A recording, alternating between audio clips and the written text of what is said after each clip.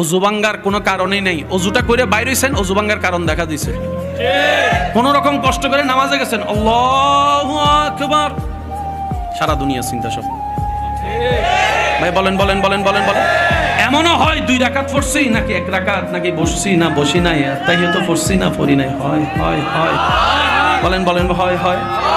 যাদের এই সমস্যাগুলো হয় বা হয়েছে তাদেরকে আমার পক্ষ থেকে সালাম। ওয়ালাইকুম সালাম বলেছে, মানে সালামের উত্তর দিছে আর কি আমার ভাই।